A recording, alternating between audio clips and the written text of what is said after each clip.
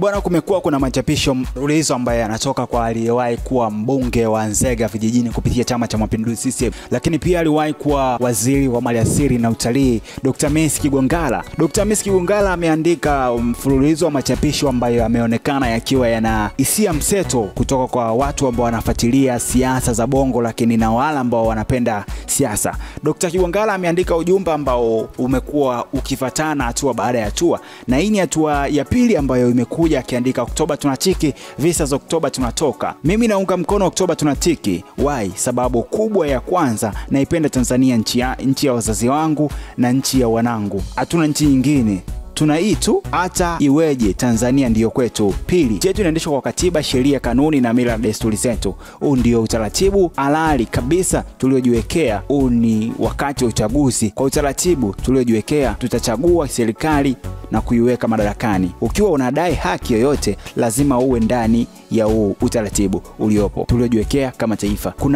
Kuna mengine unaweza kuwa ukubaliane nayo, lakini kama yanahusu mama Tanzania, una haki ya kudai. Sema lazima uwe ndani ya huu utaratibu tuliojiwekea. Unaweza kuwa umpendi mtu anayeitwa Samia Suluhu Hassan, lakini una option nyingine. Utamheshimu kama rais aliyepo, na kama utaki uongozi wake una haki ya kumkataa, lakini ndani ya utaratibu tuliojiwekea. Wewe ukiwa unamkataa, jiandae kushindana na sisi tunamkubali. Wakati unapanga namna ya kumwangusha, jiandae kushindana na sisi tunaomlinda. Kama wewe unatamani kufanya unavyojisikia na unaona ni haki yako, tuachie sisi haki ya kufanya tunavyojisikia, maana ni haki yetu. Lakini jua pia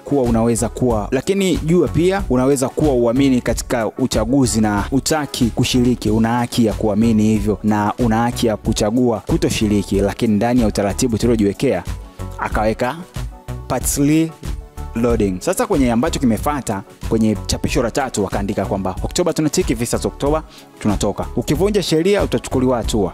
Ukifanya fujo utatulizwa. Mfano, ukisema unataka kutumia haki yako ya kuandamana kwa kuwa wewe utaki kushiriki uchaguzi, hakikisha unatumia haki hiyo bila kuathiri wale ambao wanashiriki uchaguzi, maana uhuru wako wa kuandamana unaishia pale ambapo uhuru wa wengine wa kwenda kazini, kwenda msikitini, kwenda kupiga kura utakapoanzia. Haki yako ya kusanyika ni utaratibu wa kufuatwa. Hii ni mipaka yake, haiwi automatic tu. Hebu fikiria, mfano siku ya uchaguzi unataka kwenda kuandamana, alafu CCM, ST, Chauma, Kafu, ADP na wengine nao wanasema waandamane mpaka kwenye vituo vya kupigia kura, na kwamba wakikutana na wewe unayetaka kupinga uchaguzi utashughulikiwa, ama wakasema wataweka ulinzi wao binafsi, kwamba yeyote atakayekuwa kwenye hilo slogan ya Oktoba tunatoka wanamshughulikia. Itakuwaje? Tutakuwa na nchi? Akaweka alama ya kuuliza. Siku nilimsikiliza mtu mmoja akieleza idadi ya askari waliopo, akikadiria kwa intake zao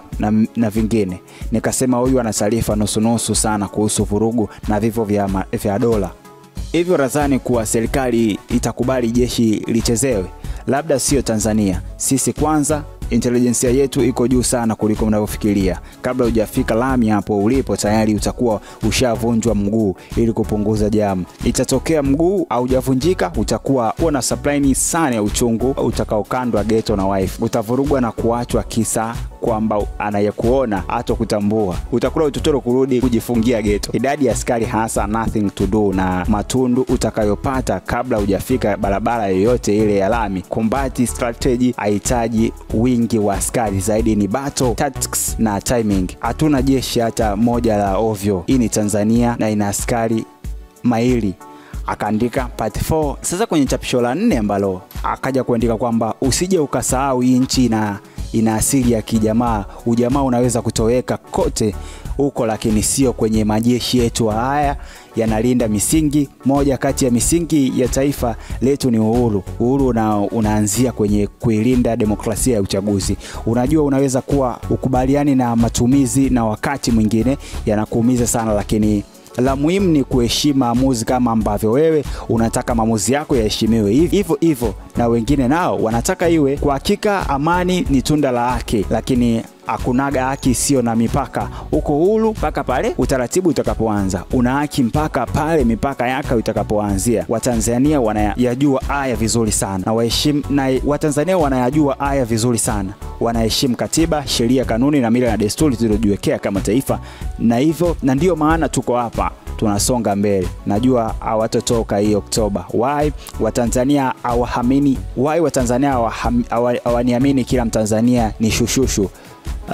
Why Watanzania hawaaminiani kila mtu ni shushushu? Hakuna kuhamasisha na kuwatoa hofu, sababu kila mmoja anamuogopa mwenzake. Watanzania hawajapata sababu ya msingi kabisa ya kuandamana. Zinazotolewa wanaona ni kama sababu binafsi za watu wachache wenye maslahi yao binafsi ama ya kisiasa. Watanzania wamejifunza kwamba hata wao wanasiasa wa upinzani wengine ni yarabu nafsi, wenye kupigania mapambo ya binafsi, sio watetezi wa kweli wa haki za wanyonge. Maana wapinzani wengi nao walikuja kuhamia CCM na walipewa vyeo wakanyamaza, na waliobaki upinzani walikuwa wanagombania ruzuku tu. Mfano, kaka yangu alinusurika kuuawa alipopata aweni, alionekana akipambana kulipa hela zake tu. Akaandika part 5 is loading. Sasa nitakuja kukiandika kwenye chapisho la 5, akaandika kwamba Watanzania wameshaipoteza interest na siasa. Wanasiasa wanatuona sisi wanasiasa wote mieyusho tu. Tuna kazi kubwa ya kufanya kurudisha imani ya wananchi kwenye mfumo wetu wa siasa na uongozi. Unaona, voters turn out ya mwaka huu itakuwa ndogo sana. Watu hawatoenda kupiga kura. Namba 6 kaandika, wanahamasisha maandamano hawako Tanzania. Hawana reality ya maisha ya Watanzania, hawana ujuzi wala uzoefu wa kufanya harakati za uasi. Sisi tulikuwa tunaongoza migomo, kulikuwa na ushawishi mkali sana, lakini tulifeli mara nyingine zote. Serikali mpaka sasa naamini itakuwa ishajua itaanza kuwadaka nani na nani, divide and rule, na itakuwa ishapanga kuandika bako la nani na nani wa maeneo gani. Wakati wa chapa mtandao utazimwa, umeme utazimwa, barabara zitafungwa. Kila anayekamatwa hatakuwa na uwezo wa kuwasiliana na wenzake na hatopata mwongozo wote ule. Ni showdown ya saa moja tu na shughuli imeisha. Watanzania hawako tayari kwa mambo serious. Tunapenda sana mambo ya mzaa mepesi kama kuja kumtukana hapa HK ama kuangalia wale vijana wa kiume wanaochamba kuliko wanawake. Watanzania wengi ni wanafiki, sio wa kweli. Movement haitaki unafiki, hata movement haitaki unafiki, nataka msimamo na mshikamano thabiti. Watanzania hawana njaa, hakunaga mshikamano wa watu walioshiba. Maisha ya Watanzania ni rahisi sana. Leo mazoezeni beach nimekusana na kijana graduator anavuta kokolo, ana kazi sababu mkataba wake uliisha pale NHC. Amejiunga na wenzake, wanavuta samaki, wanauza mnadani, wanapata maisha. Kuna nchi hata hivyo vibarua, hata hicho kibarua cha kuvuta kokolo hakuna. Akadia itaendelea. Ni ngumu kuwagawa Tanzania kwa dini zetu. Tumeoleana close religions. Hivyo tuna ndugu wa Kristo na Waislamu wenzetu kwa makabila yetu. Tumeoleana close makabila. Lema yuko kule no reform no election yake, dada yake yuko Oktoba tunatiki, nishamlisha zamani.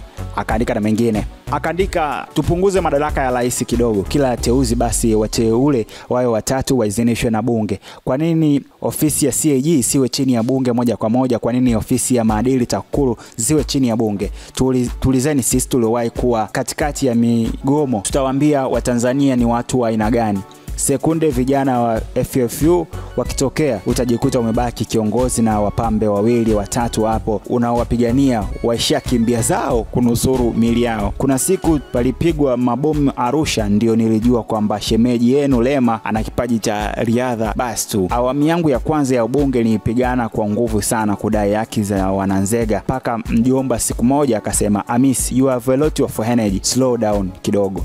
Hii ni siku niliandamana na Chemli kuamsha wananzega kudai haki kwa wawekezaji wa dhahabu. Nilihutubia maelfu ya waandamanaji kama zaidi ya 1500. Dakika FFU walivyopiga mabomu nilijikuta nimebaki na msaidizi wangu mmoja tu, ndugu Peter Daf, katibu mwenezi wa CCM, ndugu Mayunga, mwanahabari mmoja tu wa ATV Shinyanga, na mtu mwingine mmoja. Wengine hawakuonekana jumla. Wala usunguzungu wenzangu walipiga mwano wa kiume sana na kuja fronti mpaka kituo cha polisi kunitoa. Lai yangu jobless ni kuwa mlioko serikalini, tafuteni namna ya kuzungumza na hawa watu wa no reform no election, tufanye uchaguzi, tuende kwenye makubaliano ya katiba, tuisuke upya nchi yetu. Katiba hii imekuwa bora sana kwa kipindi chake, na sisi tunaoishi leo tutengeneze katiba mpya, tunaoishi miaka mingine zaidi ya 50.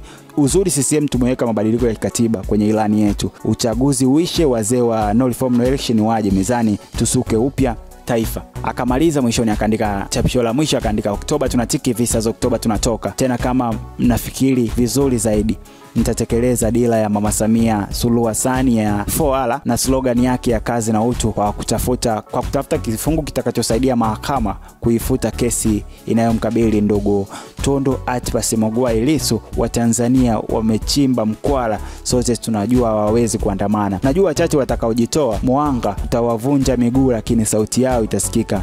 Wamesema na tumewasikia, tusiwapuze. Toe uongozi, tuunganishe taifa, tujenge. Amemaliza hivyo Hamisi Kigongala, aliyewahi kuwa mbunge wa Nzega vijijini kupitia Chama cha Mapinduzi CCM, lakini pia aliwahi kuwa waziri wa nishati, aliwahi kuwa waziri wa maliasili na utalii. Hii ni VOT Media, jina langu ni Beckham Loko. Usisahau kushare, kusubscribe na comment ili wa kwanza kupata taarifa zetu.